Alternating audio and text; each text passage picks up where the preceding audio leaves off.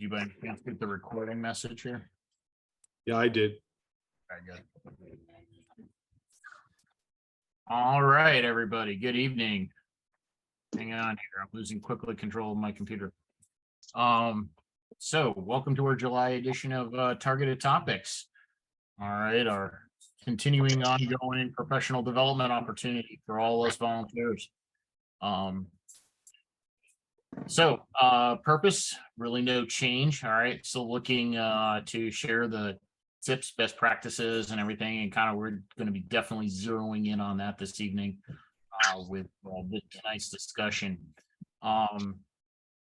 So with our focus on the last month's national shooting sports competition, which everybody has corrected me was Nebraska and not Kansas. So I stand corrected.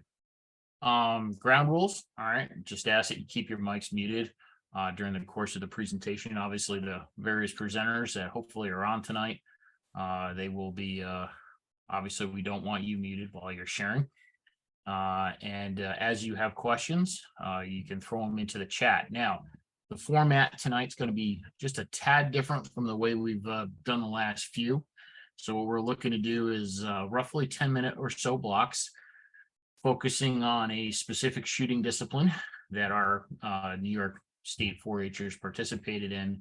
And then we will follow that with a brief Q&A right after that for some questions specific to that shooting discipline. Then we'll move into the next one. And then that'll be followed by a brief Q&A period, again, no more than 10 minutes, and then we'll roll into the last one, assuming we have enough participants tonight for that. And then once we're through discussing the specific shooting disciplines with that specific Q&A period after that, then we'll kind of open it up for any overarching questions that anybody may have. I know Jill Paddock was out there and a few others as well. That may be able to speak to some of the other bigger overarching questions that anyone may have with regard to the national championship this past June. And then we'll wrap it up from there. So potentially this could go over a little over an hour. I know we try to do our best to keep it to that. But we'll see how this one flows. So bounce into the next one. All right, so the national championships is going to be our topic. Bob, do you have any opening comments you would like to make before we turn it over? Good. I'm excited to hear from each of the presenters. Let's go forward. All right, very good. So, Jill, I know you said your daughter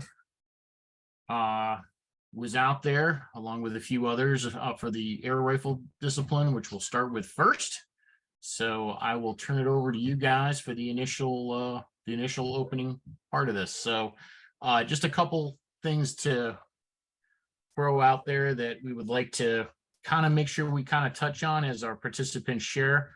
So just kind of looking for each of you to introduce yourselves, obviously, and how you got into 4-H shooting sports. What motivated you to go to the national competition? How did you train for it?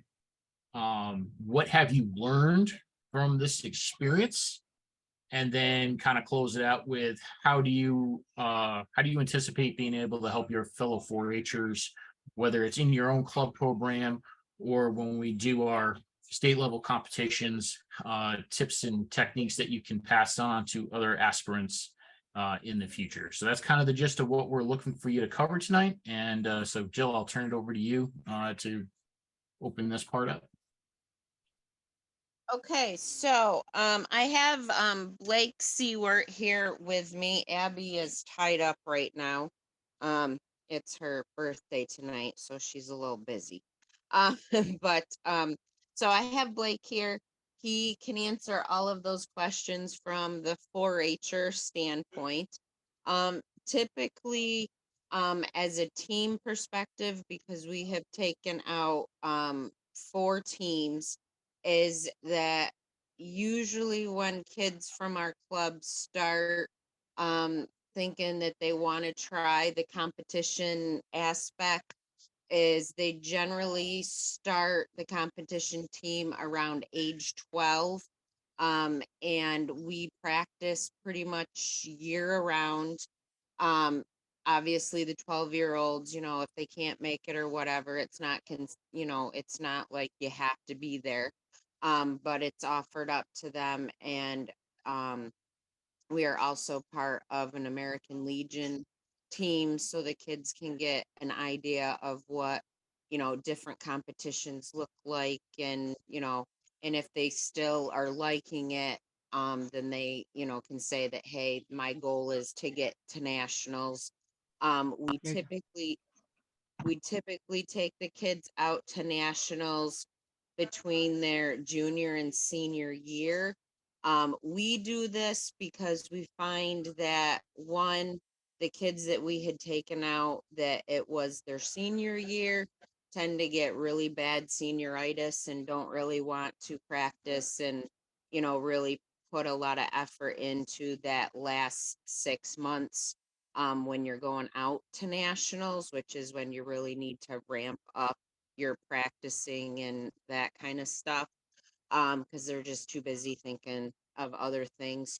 So we found that age wise and being able to focus and practice, it worked better going out between the junior and senior year. Um, so I will turn it over to Blake and he can answer the rest of your questions. All right, Oh. Blake, welcome. What questions do you want me to answer? All right, so I'll walk you through it. Too easy. So first off, just introduce yourself and tell us how you got into 4-H shooting sports, what perked your interest, and we'll start with that one. All right. I am Blake Seward, and I originally found out about shooting sports from my sister. She was on a previous team that went to nationals, and she was really good at it. And I thought, hey, this would be cool, be able to fire a couple guns, learn how to actually shoot, because I wasn't very good to begin with. And I thought it would just be something cool to do over my summer and just come and hang out and meet some new people. All right, awesome. And I'm assuming you're obviously associated with Wyoming County. I should have thrown that into my little my question there. Yes. So obviously, your sister kind of perked your interest and she had gone to the national competition, so that kind of spurred your motivation. What about internally for you? Obviously you knew your sister went and she had a good time with it. What personally motivated you to take that step and step out there? I kind of wanted to see where I was at, and I've never been for anything really for nationals. I've never had a sport where we made it that far. So I always was like, I wonder what that would be like. I wonder how I do. I always wondered but never knew. So I just thought to myself, like, I should do this. This is going to be my upcoming senior year. I got to do this now or never. Okay. So what did how did the training go? What things did you learn during the course of your training? Obviously prepping for the state shoot has a bit to do with this and kind of gives you that leg up in prepping for nationals. So just kind of talk us through what were the things you learned? How did you apply those lessons to make you better? And then walk us through then the national championship itself and some of the things that you how you shot, what you shot, the type of iterations you had, and just kind of talk us through how that whole thing worked. I shot 3P for silhouettes. I mean, not 3P for silhouettes, just 3P and silhouettes. And our training mainly consisted on going every Thursday night for around 2 hours. And we shoot a 3P match or silhouettes, depending on if it was windy or not, because we would practice silhouettes outside. and I had to relearn a lot of my shooting because I was always taller and bigger. So I'm I'm different from everybody else on the team who was smaller and who could easily work around the guns, where I'm just not built the same. So I learned to adjust and relearn my whole concept of shooting to be able to work with the type of gun I had. And I and then towards nationals, we ramped up the practices to go to 2 to 3 times a week whenever possible, still on Thursdays, and sometimes Tuesdays and Fridays mostly. And there was a lot of things that we had learned in between there.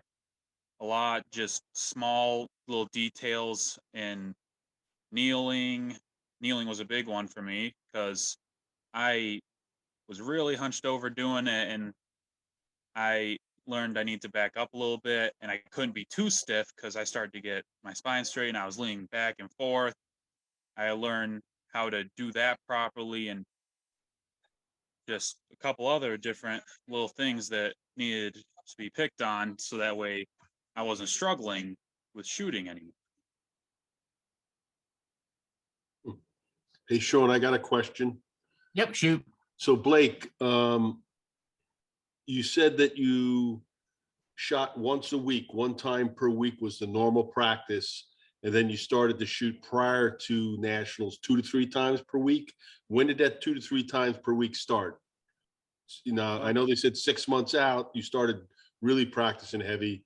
When did it really start to do the 2 to 3 times per week? Yeah, April, once the weather Uh, started to break. April, once the weather started to really start to clear up Okay. because the outside silhouettes. So like 2 to 3 months prior. Yeah. Okay. Great. Thank you. Okay, so just kind of talk us through real quick, out at nationals, how did from when you got there and just kind of talk us through how that piece of it went for you in actually conducting the match itself. I was really nervous. I was always better at silhouettes than I was at 3P. I got really nervous before the match and didn't do my greatest, but it was just about learning from that mistake and just keep on pressing forward, keep on trying. And with my 3P, what was better was I did way better than I usually do for 3P. And that kind of helped balance it out. And it was really cool because I've never been to a facility where it's all so big. It was just awesome to be in there and just see so many different people from so many different states. And it was really exciting and nerve-wracking at the same time because you're like, wow, this is amazing and way bigger than anything I've ever seen before. This is cool. All right. So what were your give us your top 2 lessons that you learned about yourself from this experience? Uh, One was how to control just my body more, how to control my breathing, how to control how I'm I reacted to certain things when I got stressed out, when I got overamped up, and just to help other people. As when we were at nationals, a girl from Montana, her rifle had broken, so she needed to borrow one. And I went there and was just like, "Hey, you need mine? I already got sighted in and everything for you." And just learning how to help other people. Excellent, awesome. And we'll hit the last question here. So from what you learned about this, from this experience that you've had now, how do you over the next year anticipate or want to pass on to other 4-Hers, whether it's in your Wyoming club program or even at the state shoot in September? What are some of these things you would like to pass on? What's some of those little tidbits of knowledge that you've learned that you think would be beneficial for other 4-Hers looking to go to the national championship? It's a really good experience. It is awesome to go to nationals. It was just something you're not going to see anywhere in any different area unless you go and try it. And it's just an awesome experience. It's something I highly recommend doing, and you only get to do it once, so it's definitely worth it. And everything a part of it associated with it will just help you grow and learn who you truly are. Awesome, Blake. Awesome. Thank you very much. Tom, I'm sorry, I can't remember your daughter's name. Is she available? Yeah, I'm here. Excellent, excellent. So why don't you just quickly introduce yourself? Tell us about how your experience was, what some of those things you learned, kind of roughly encapsulate, what I was just asking Blake. Okay, I'm Caitlin, again from Wyoming County. I also did air rifle, and I started 4-H because my dad found out about it through work, and I decided to try it. That turned into going on 7 years later, still doing it. And the competition, I did my first state shoot and just really liked the competition part. So then I joined Wyoming County's competition team. Then coming up to nationals, it just felt like a big thing that would it be good for us to do? And we felt prepared for it. And all of my friends and stuff were doing it, so it definitely helped with having people that I knew going with me.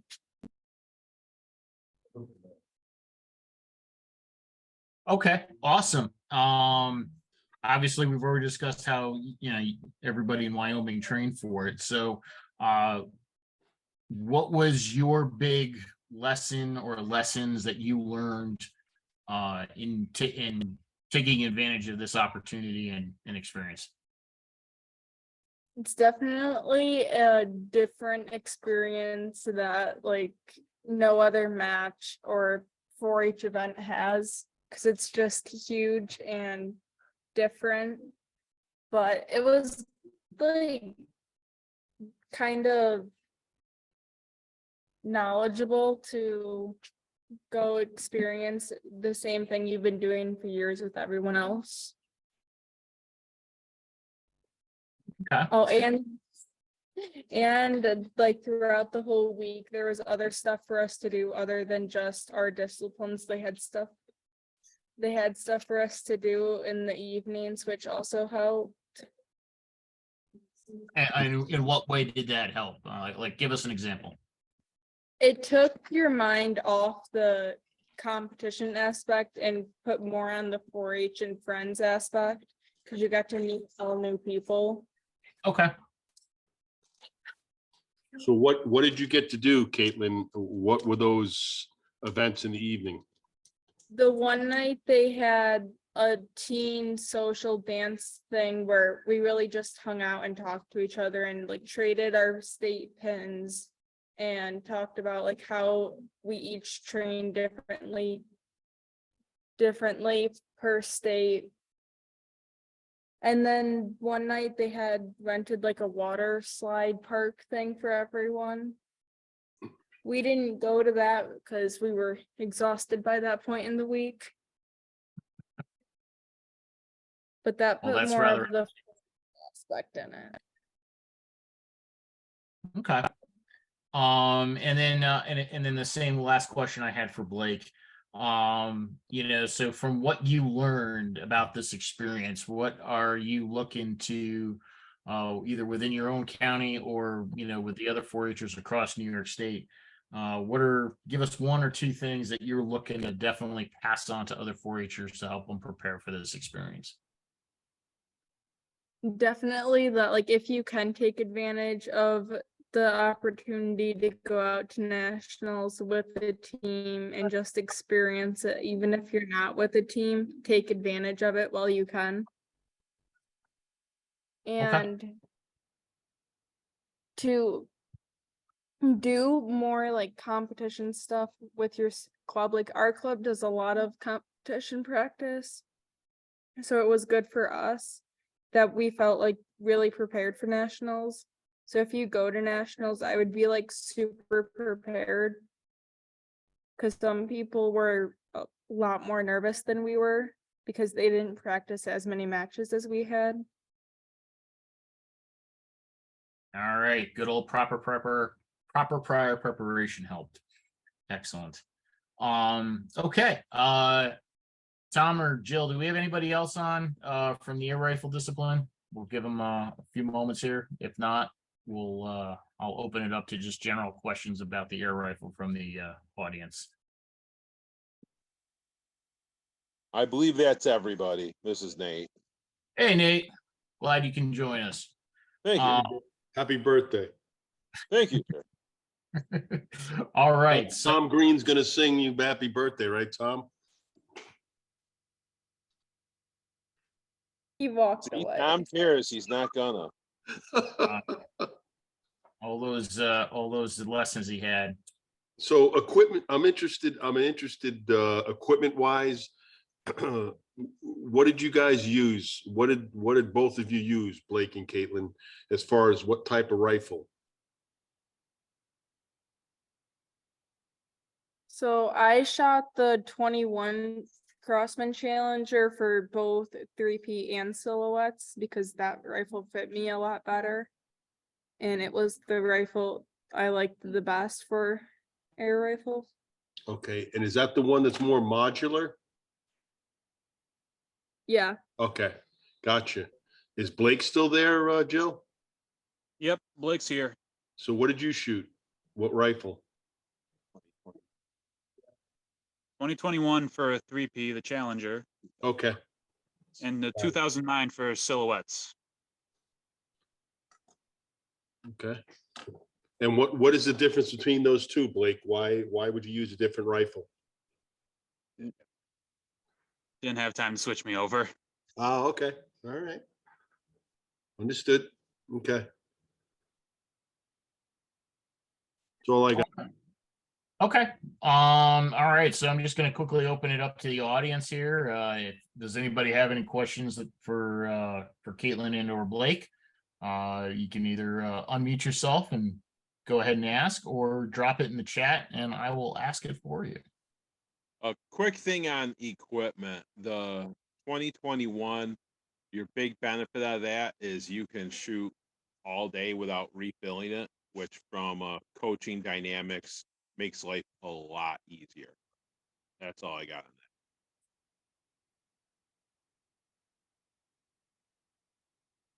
You sit, so you just fill it one time, Nate, and then that's it? Yeah, you can get probably 200-300 shots out of the 2021 before you need to be refilled. Whereas you need to refill the 2009 3 times during a 3P match and at least once during silhouettes and standing match. I Okay, got mine going banana. okay. All right. Anyone else have a question for either Blake or Caitlin?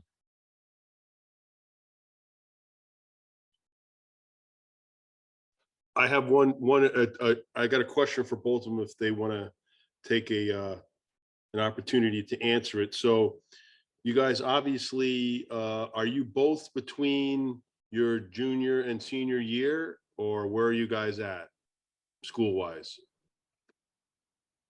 I'm right in between. Okay, Yeah, I'm also right in between. All 4 of us on air rifle were right in between. okay. All right, so, what specifically, how did, going to nationals, doing all this practice, entire workup to get you to that level, how has that helped you in your general life at school, with your family, with your friends, just in general? And either of you have any input into that question? It definitely helps you like be prepared and have a lot more patience, because with their rifle, you need patience a lot of times. Okay. Anything, Blake? It helped prove to me that like you can never be as good as you think. Like I thought I was doing everything perfectly for kneeling. I wasn't. Somebody came along and told me, "Hey, you can do this better." It showed me like reminded me every aspect of my life can be altered and changed a little bit to be just a little bit better. Okay, so you basically learned to sum that up, to be able to take input to improve. Yes. Gotcha. Okay. Interesting. Okay. Thank you. That's a great life lesson right there. All right, I don't have any additional questions in the chat, so giving one last opportunity for anybody to unmute themselves and ask Blake or Caitlin a question. How Is about there what it, anything you guys would do different as far as training goes?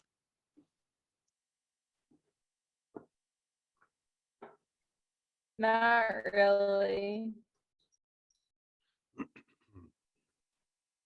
I don't have anything that I would do differently. Maybe just more practices, but other than that, no changes in how I train. okay. Okay, Bob, it sounded like you had one last question. Yeah, I could ask questions all night, but we will. I mean, we've already blown my timeline here, so Okay. we're gonna Yeah, just no, roll. well, that's good. That's just great input. So what are the two of you planning on doing in 4-H shooting sports to potentially go to nationals next year? What are you looking at, Blake and Caitlin?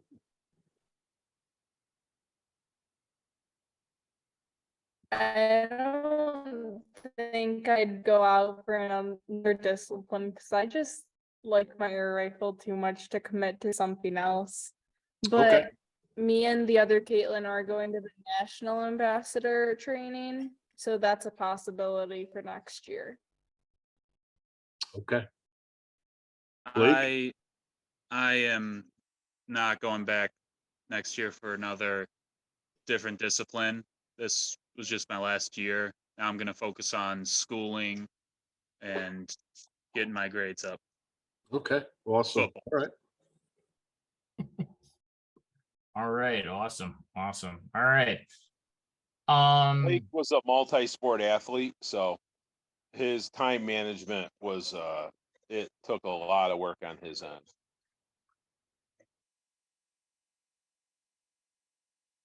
That is very understandable.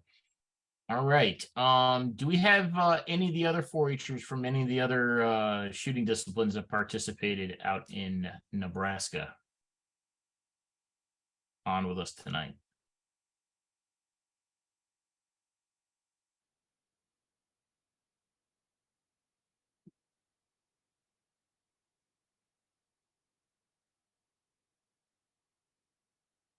All right, Amber. I am here. I'm just on my mom's phone. So the Gotcha. name's not mine. Gotcha. All right. So what shooting discipline did you do out in good old Nebraska? I went for a shotgun. Okay. Awesome. So Amber, did you hear the other questions I was asking Blake and Caitlin? I heard some of them, but I was not on for the first like 10 minutes. Okay, not a problem. And I'm so sorry. I'm just letting my dogs out and they just ran out of my yard. I will be right back. So sorry. Okay.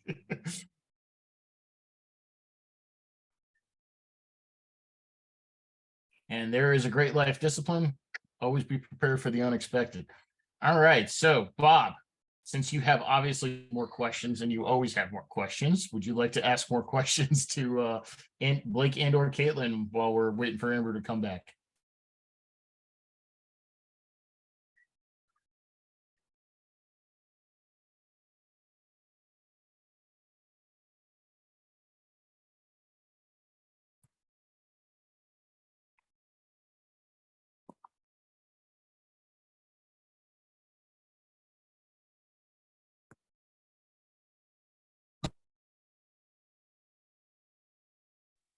Okay, I'm back. Sorry.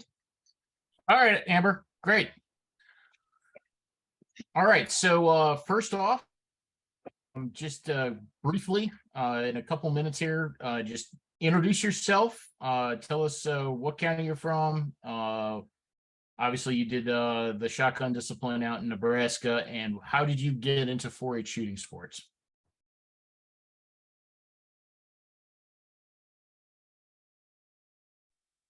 So my name's Amber. I'm from Saratoga County.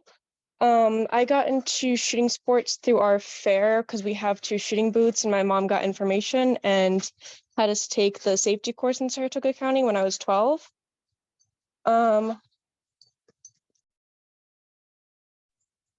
Sorry. All good. Okay, And then and did you just want me to talk Alright. a little bit about nationals? Sorry, I just got back to my house and my dogs are insane. no worries, no worries. So how did you sorry, so that kind of got you into 4-H here a little bit. So what was your motivation to go for the national competition? Yeah, so I was not shotgun shooter first. I was a rifle shooter, but a bunch of my club members were going out when the competition got split up, so I went out and shot shotgun instead of rifle, and I ended up qualifying, and I really did not expect to. But I figured I'm going to be aging out this year, so I wouldn't have the opportunity to go for one of my regular disciplines. So I wanted to do that while I still was able to. So that's why I ended up deciding to go this year for shotgun. Okay. And I'm really, really glad that I did because it was an absolutely amazing experience. Excellent. All right. So tell us over the last year or so or 2 years, how did you train for it? Did your training change as you were getting ready between the state shoot and the to qualify to go to nationals and then actually shooting at nationals? So I unfortunately wasn't able to get on to a whole bunch of different ranges. So I feel like I was definitely a little bit underprepared because there really aren't any ski or sporting clays ranges near me. But I started shooting trap a lot more. So I shot trap almost weekly or bi-weekly leading up to the nationals. I definitely could have practiced more, especially on those other 2 events. That's kind of what I did for practicing. Okay. So when you got out there and you actually shot your courses of fire, talk us through one of them and what were some of the things that you learned from that experience itself? So sporting clays, that was definitely kind of a curveball because it's very, very different from what we have in New York. So like in New York for sporting clays, usually like up and down hills and in the woods shooting. And in Nebraska, everything's flat. So I had like big, like really tall platforms that we had to stand on to kind of make the illusion of hills. So that was definitely very, very different. So I think one thing I definitely took away was to try and get onto different courses, especially for the event like sporting clays, to kind of get prepared to be able to adapt a little bit better to shooting in those different kinds of environments. Okay. What other did you shoot any other courses of fire for the shotgun? while you were there? Yeah, I also did ski and trap, Okay. which So those talk were us through both fairly of those. Those were fairly similar. I've only really shot ski in Steuben County, so it was pretty similar to there. The one major difference was definitely wind.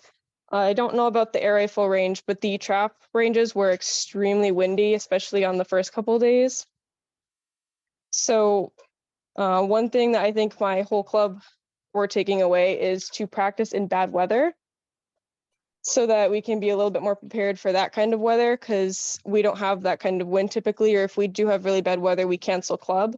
But with all like the wind was just so much worse there that I think we're going to try and practice a little bit more when there is that very windy weather here to just get ready for that for anyone else going to nationals.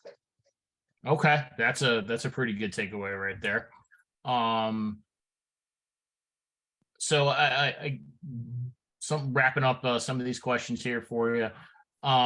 So from what you learned from this experience, shooting out in Nebraska for the national and everything leading up to that, what are a couple, give us like one or two really big lessons that you learned, whether it's about yourself or about shooting in general, that you would definitely would want to pass on, kind of also, realizing you just kind of shared a little bit about, training in different weather environments to prepare, but what else would you want to prepare, pass on to other 4-Hers, whether it's in Saratoga County or across the state, that you think would be valuable for them to not only do, but to also learn to prepare?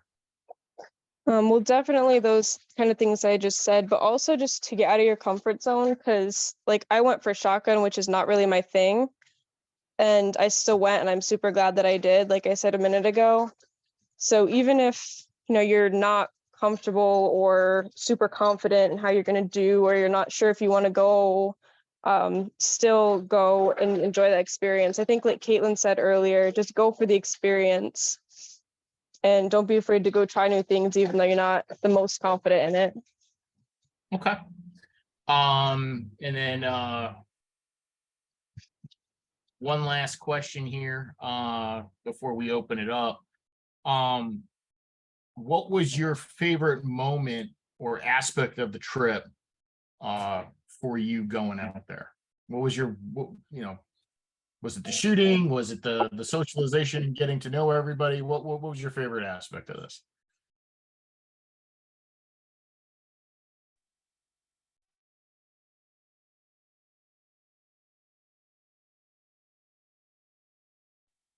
My favorite aspect, it was definitely being around that many other shooters, that many other youth who are in shooting sports. Like the competition was so much fun itself, but just getting to get to know all the other kids, and like at the teen social and at the water park night, and in between, like after competition in the afternoons, getting to hang out with our new friends, that was definitely, I think, my favorite part. And just like, I think there were 730-ish kids there, and just getting to be surrounded by that many people was just really awesome, who all have like the same passions that I did. Okay. And out of that many, how many were shooting shotgun? 131, I think. Okay. All right. So that's a pretty sizable crowd. Excellent. All right. So Bob, I know you have a question. Sure do. So for the shotgun discipline, did you learn anything about your equipment, as far as you needed something different, or what you had was perfect, or you needed a whatever? I did. So as I said, I'm not really an expert in shotgun, but something I would definitely do in the future is learn a bit more about like shotgun chokes, because I don't really change mine all that often. And it kind of handicapped me because I wasn't switching them when I definitely could have and probably should have. So that's one thing about my equipment I definitely learned, is I should really look more into that and kind of figure out when I should be using which chokes a little bit more. Okay, no, that's great. I mean, that's certainly, it's stuff like that we can, at least discuss in the advisory to our shotgun experts, which I am not one of, say, hey, maybe we need to discuss chokes more with the kids and maybe demonstrate it, or whatever the case might be. But very good point. So you said you basically practiced once a week. Do you think you would need to practice more, like, whatever, 2, 3, 4 times a week? Or, how did you feel your workup went? Or do you think you needed more? I think that I definitely could have used more, especially in the other events. Like, as I said a minute ago, there aren't really much opportunities to shoot ski or sporting clays in Saratoga County. So being able to shoot those a bit more definitely would have helped. And then maybe especially like in the month of June, like leading up, maybe shooting a couple more times a week probably would have been very helpful. Unfortunately, just that was what I was able to do. But I think for anyone going in the future, shooting a bit more to prepare would definitely be very beneficial. Gotcha. Yeah, no, practice. That's for sure. That definitely. So which one did you find the most challenging? Was it the sporting clays was the one you found the most challenging because of the platforms and elevated positions, etc.? It was definitely skeet for me because that's my least strong discipline. But I know some of the other kids were struggling a bit with the sporting clays, but skeet was definitely my hardest discipline or event. So did you get an opportunity to shoot any skeet before you went out there? I shot skeet at State Shoot 2021 and State Shoot 22. Okay. And I see that Phil just piped in. He said, one thing we learned is faster. You need faster ammo. Oh, yes, definitely. Okay. Good points. Good learning points. That's I'm good, Sean. Thank you. Thanks, Amber. And as Phil also shared in the chat, for those of you who hadn't seen, it was 131 kids in the shotgun discipline from 38 different states. So obviously, the country was well represented at the national competition. So that's awesome to see. All right, so kind of gonna, just like we did last time, open it up to anybody else in the audience. So either unmute yourself, introduce yourself, where you're from, and ask a question, or if you want me to say it for you, go ahead and just drop it in the chat, and I'll ask Amber. Hi, Amber. Lisa Stivers. I'm from Wayne County. And with shotgun, did you see what gauge shotgun did you use, and or what gauge shotguns are available to use, or what did you see mostly used there?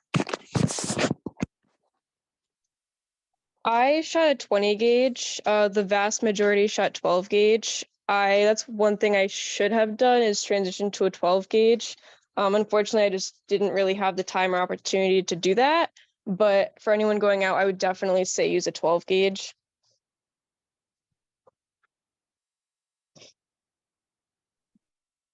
Thank you. You did, Amber. So did you pick up on, and Phil might be able to back this up. Did you pick up on any other equipment? I'm not going to say secrets, but leg ups that you learned while you were there. I believe some of the trap or skeet or sporting clay shooters there's different colored glasses that they use where they can pick up the birds faster, the clays faster, etc. I didn't really, except for just regular sunglasses or tinted glasses, because I normally shoot in just regular clear safety glasses, but it was incredibly bright and sunny where we were. So just having any kind of tinted lenses definitely helped, so that the sun wasn't blaring at our eyes to pick up the clays faster. But for anything more specific than that, I did not really pick up on anything. Okay. Bob, a lot of the kids out there, if you looked, were wearing purple safety glasses. Yeah, that's what I heard, Phil. I was just interested to see if you guys at least detected that. Someone said that to me. I was at a shoot a few months back, and I saw a few purple glasses. Never saw them before, so I was wondering. Yeah, there was a lot of the kids that do it, that were, you could see a lot of them that had them. And I tried a pair on, and one of the girls that was in one of the squads that we had, and what a difference just bringing the light out when they were shooting. Okay.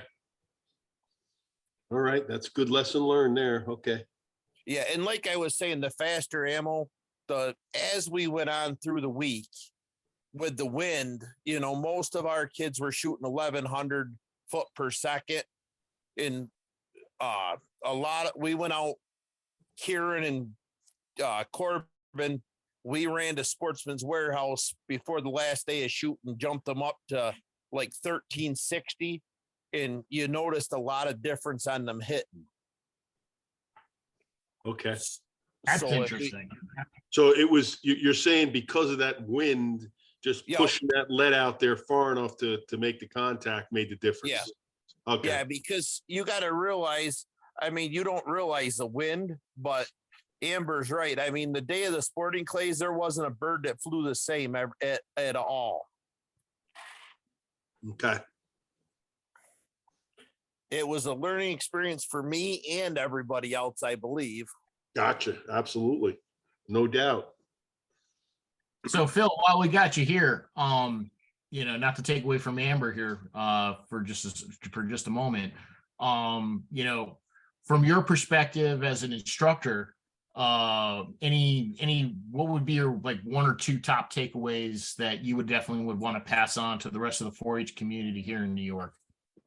Well, I think if we do another shotgun team, we need to get together more and practice more as a team. Just so that we can, we can coach each other and get so that we can be, more together. Understood. I Because, definitely agree with that.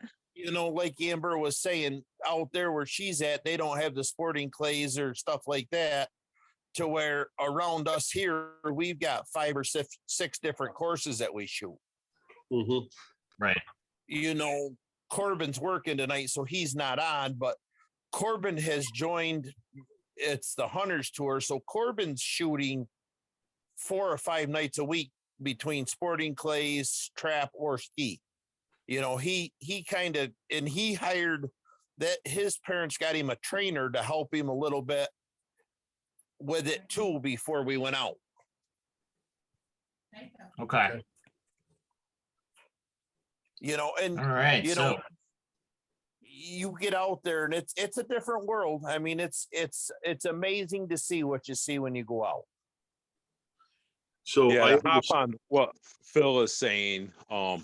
Like my kids said, they kicked up practice in April, but they've been practicing for 7 years, and they were going like 4 days a week towards the end.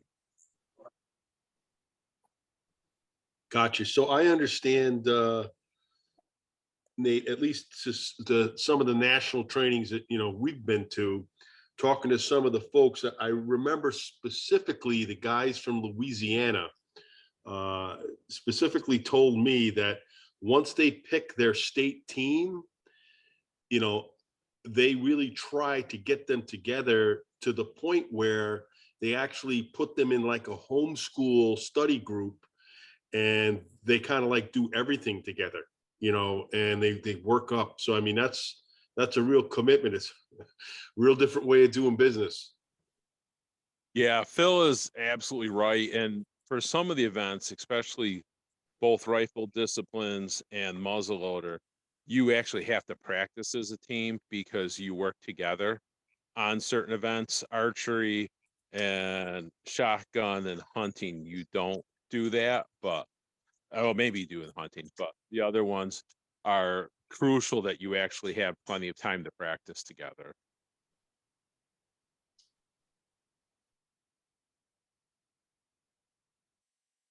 All right. So it sounds like we definitely got some things into good learning points here to pass around in the advisory next opportunity we have for that, to kind of share some best practices and some lessons learned. So great discussion so far.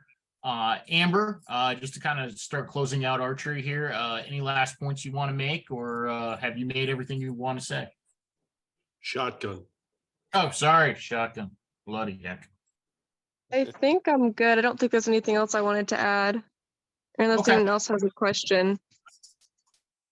Yes, so feel free to either unmute yourself and just give us your name and your county and ask your question, or just drop it in the chat.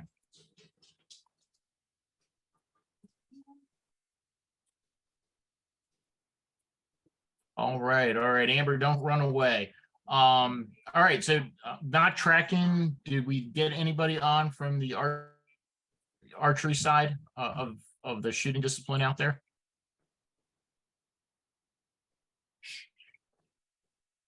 Wasn't tracking anybody on from the archery side, but we can always do another one of these and kind of learn some lessons learned from that. So, all right, hearing none. All right, so just opening up for general questions that anybody has. Obviously, we've got some of the adults who were out there as well. So if you have a questions for any of the instructors who went, feel free to ask that as well. So I got a question for the parents that are out there that are on. Um,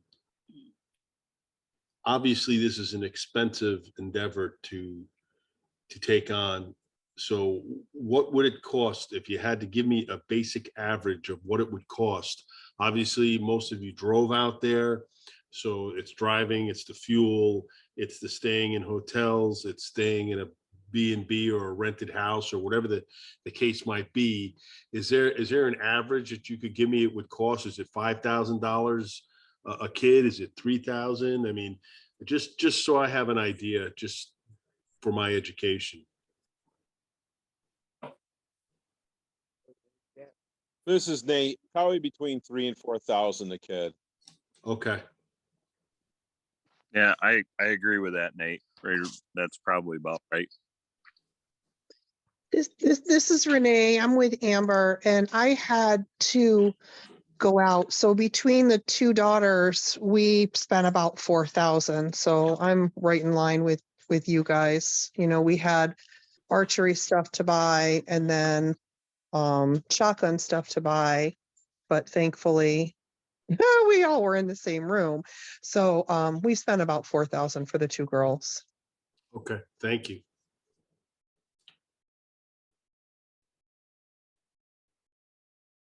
As far as accommodations, definitely where Jill hooked us up with Candlewood States there. Definitely the premier place to stay because it's right in the middle of everything. It's certainly having the experience that you guys have out there. It's can't say enough about it, that's for sure.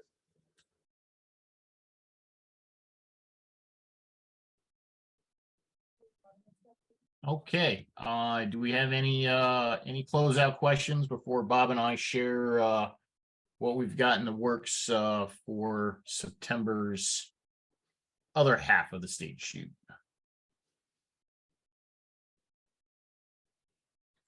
I'll give it another 10 seconds for anybody to speak up.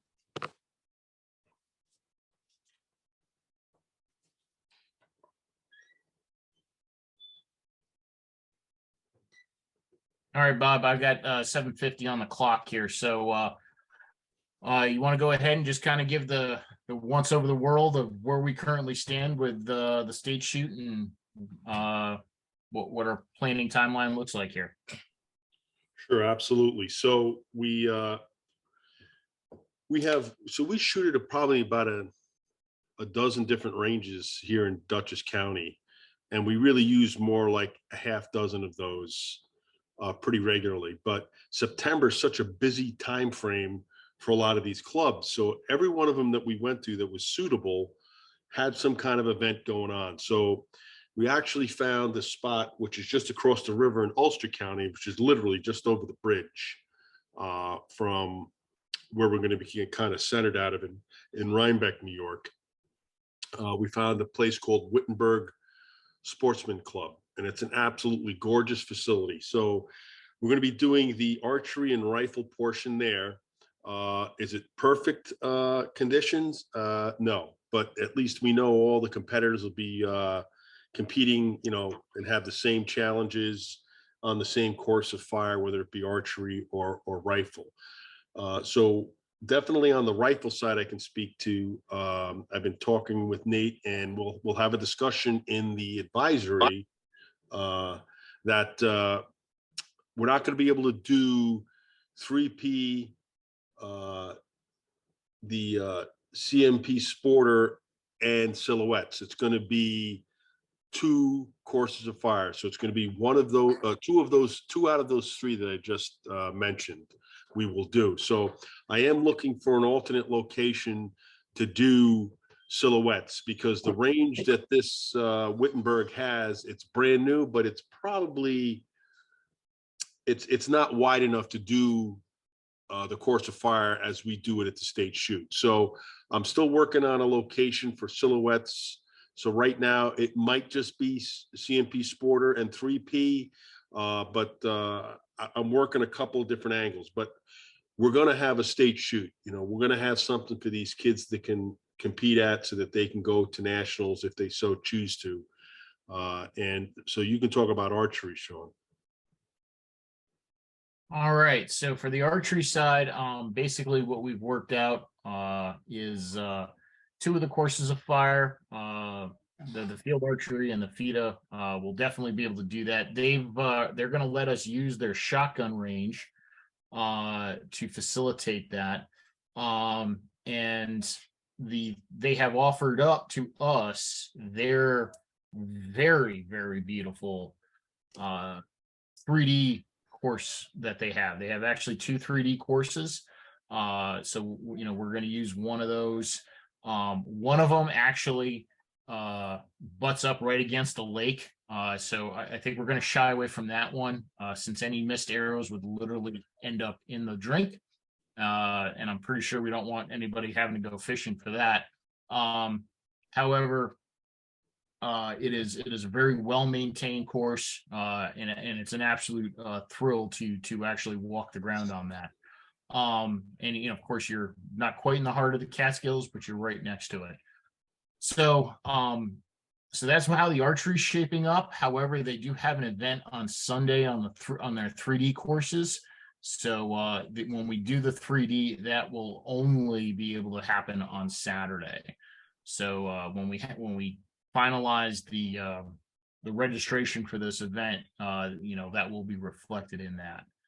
And then for the air rifle portion of this year, Bob, actually, I'll let you talk to since you've seen that facility. Yeah. And So I've discussed that with Nate. So we have a elementary school in the town of Rhinebeck, which has a gymnasium in it. And we will get that rigged up with the Kevlar walls from Creedmoor that I discussed with Nate, so that we have a proper backstop. So again, this all pretty much came together last week. We've been trying like heck to get everything approved.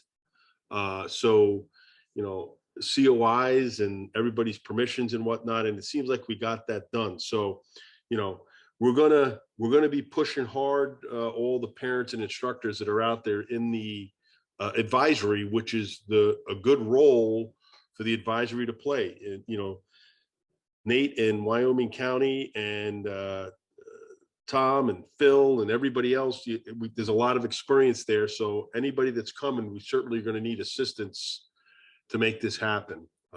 And we're going to put together a list of hotels that are in the area. We do not have a commercial kitchen, Jill, so we're not going to be able to pull off the magic that you do as far as how you set up food. And we apologize for that, but it's going to, we might try to be able to pull off a Saturday evening pasta dinner that we might make free. We're going to talk to the American Legion and see if they'll sponsor it for everybody, which I think they will. Sean and I can pretty much assure that they'll do that. So, we're putting the building blocks together on this. I understand some people think it's late, but it's the best that we can do given, the circumstances and, just trying to get it done. So, we are going to make it happen. So.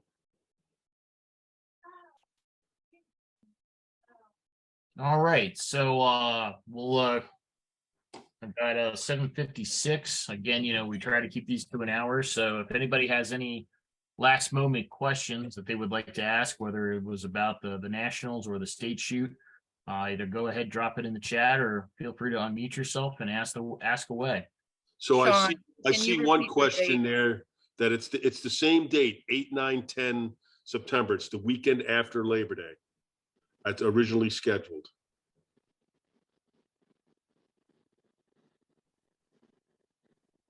Hi, this is Mary from Erie County, Niagara County. I don't have any questions. I just wanted to, thank you for doing this because it's really great. We glean some, all the information that you guys have, but we're just never going to be quite that club. We just don't get that many people. But I pass it on what I learned. So thank you. And this is the first one that I could actually listen to or, do the Zoom, but I'm going to go back and look because I think they're archived that we can see it, the other ones. And also shout out to Wyoming County, because Nathan and Jill had me let me come and sit in on one of their club meetings and just see how they run things. And we just gleaned from all you guys who know all this stuff. And yeah, I really appreciate it. Really, really nice. It's nice to have it consistent than just that one weekend in February. So I'm really grateful for your efforts because I know it takes a lot of work. Thanks. No, thank you, Mary. And thank you for joining us from the other side of the state. That's awesome to see that we've got such a widening audience here. Yep. You do So a great job. yes, thank you. So Bob, can you just clarify which rifle events we're going to be looking to do? It was one of the questions in the chat. Right. So it was, discussing that, Nate and myself, again, we're going to discuss this with the advisory. Out of 3 possible events, it was CMP Sporter, 3P, and Silhouettes. Those are the 3. So we're going to end up only being able to do 2 of those. All right. So we're going to figure out what works best. And at that facility, if I can find the alternative location for the Silhouettes, because I know that's very popular. And Nate said that that's like huge. And, the kids love that. So we're really going to try hard to make that happen. I got a couple of locations. I got my feelers out too. But, again, we had it made at Wyoming. Man, I love that place. You guys had a great facility, Nate, but things change. And so we're going to remain flexible and we're going to try to make that happen.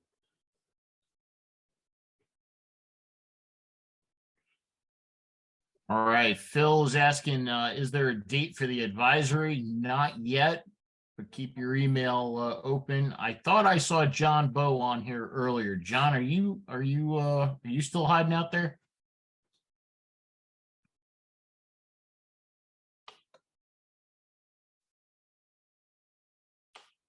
I think he might have dropped off. Would have been great to hit him up for that one. But yeah, no, Phil, more to follow on that. We are definitely looking to, talk to John about putting together a quick a Zoom advisory huddle. Just this way we can kind of help iron out and share the details of how this is going to unfold and what the mechanics are specifically going to look like. So definitely more to follow on that. Renee's asking, okay, how can they qualify for nationals if we don't do all 3? I'm going to hand that one off to Nate. You're smarter on this one than I am. At nationals, you have to fire all 3 events for any discipline that you go to. And so at the state championship, it's the winners are based on a mathematical formula that's used at nationals to compare the 3 events into one single score. So unfortunately, depending on how you look at it, you have to fire all 3 events. Okay, I'm going to take my mute off. I think my dogs are quiet long enough without barking in the background. I'm sorry. So if they don't do all 3, they can't qualify for nationals. Is that correct? And this doesn't really affect my kids, but I'm kind of just asking the question because none of my other folks from our club could join on the call. And I just want to have my ducks in a row because I know some kids are going to be wanting to, try this time around for rifle. So is that the case? Like they have to do all 3 in order to qualify for nationals? Yes, you have to at least try in all 3 because in all reality, even if you fire an exceedingly low score in the event that you're not used to shooting in, that's better than a 0. So that's going to make you more likely to qualify. And once you get to nationals, you have to fire that event. So that will help get you set up. I mean, what event don't you do? Right. I think the question comes down to, Nate, is you know, ultimately let's put the brass tacks down. If we're not able to do all three events, how do we select people to go to nationals? If they truly want to go to nationals, then we may have to put on a silhouette shoot or a CMP sporter event for those kids that are going so that they have shot it. But it's the other option is we don't do a state championship. Then who goes? Yeah, I think this year obviously is very extenuating circumstances. If it's not offered, you can't compete in it. But I was looking more back to prior years where you've got to be able to fire all three. So if only 2 of the 3 disciplines are offered, then that's what people are chosen from. And that's how we used to do archery, because we didn't used to have the equipment for field targets. But the big one is if you are going to go to nationals, you got to train for all 3.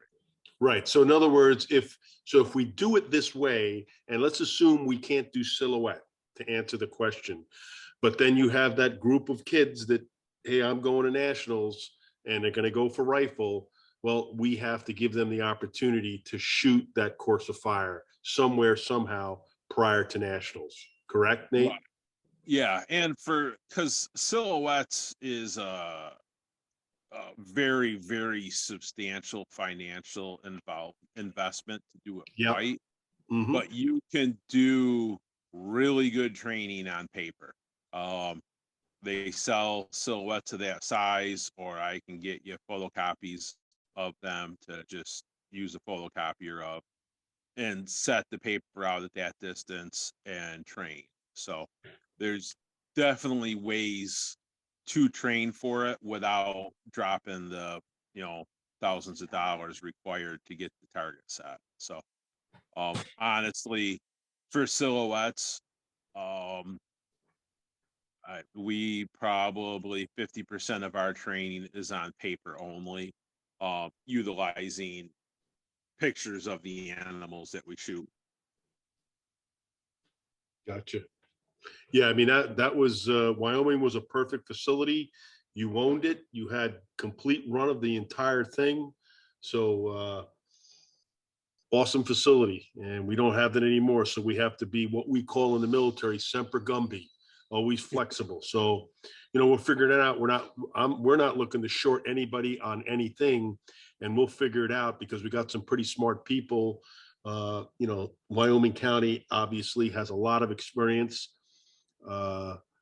Stu Ben, Saratoga. I mean, there's people out there that have experience. We'll figure it out with the right people to make sure the kids have the opportunity to qualify to go out to nationals. Yeah, because in all reality, the precedent has been set in the past that if we can only offer 2 or 3 of the events, you can still qualify.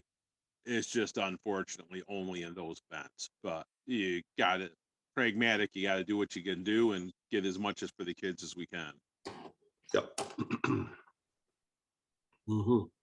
Okay, so I got about 5 after, actually 6 after 8. Do we have any out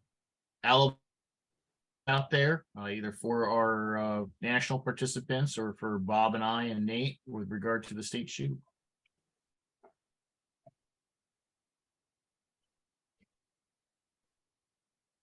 All right, not hearing any additional questions or seeing any oh, hang on, wait, stand by, chat box.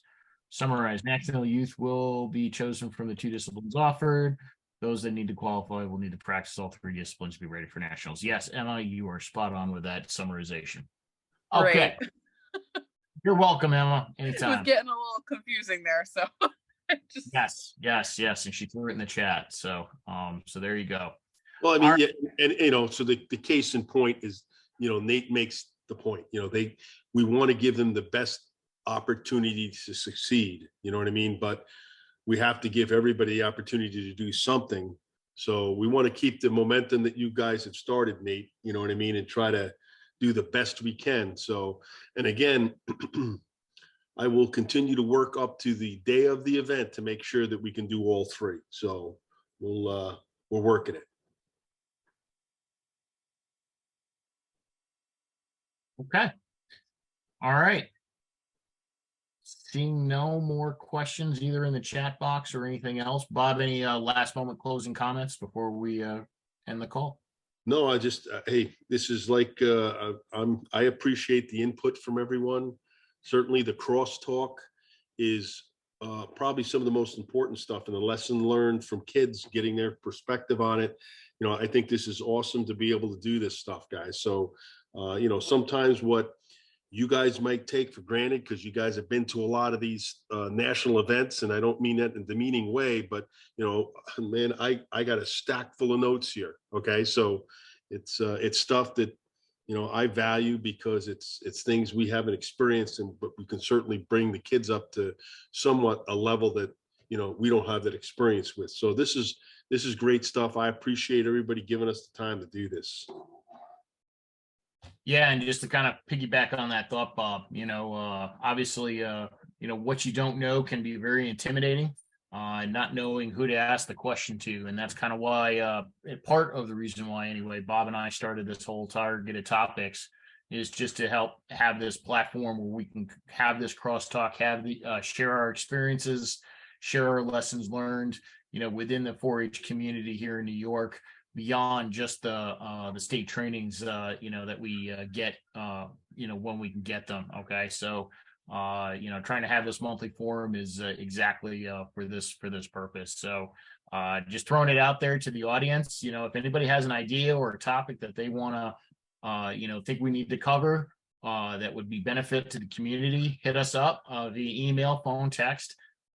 You know, share your topic with us, and you know, we'll figure out you know, where we can put it in the schedule. So just to kind of wrap it up here, our August 1 will be broadcasting from the Dutchess County Fair. That'll be August 22nd, so it'll be the first full day of the fair for us, for our county fair. We'll kind of show you our setup and share some tidbits and things that we've learned over the years in terms of reaching out to our local area, and you know, some of the creative approaches that we've taken. So and you know, hopefully that will be a benefit for everybody else. So Bob. Yeah. So I would the only thing I would add is that do realize that people are going and watching these archived videos, like she said, after. So, you know, it's getting out to more people than who we just have on here tonight. So. Yep. No, definitely is. The video counts are actually relatively impressive, more than I would have thought. So to Blake, Caitlin, and Amber, thank you so much for joining us tonight. You guys were awesome. Thank you for sharing your lessons and your experiences. And we definitely look forward to seeing you if you're able to be at the state competition in September. And hopefully that will be another opportunity for you to pass on to the other 4-Hers from across the state what you guys learned. And if you can't join us, we understand, you know, we've all got lots of stuff going on, but hopefully we'll see each of you there. And then everybody else who chimed in tonight and shared their tidbits, again, thank you. This is exactly why, you know, Bob and I look to facilitate this for the benefit of the overall community. So without all of us, you know, doing what we do, you know, there's a lot of kids out there that would not be having the opportunities that we're working very hard to generate for them. Again, thank you for everybody's hard work. All right. So, Bob, unless you got anything else, I think that wraps it up for tonight.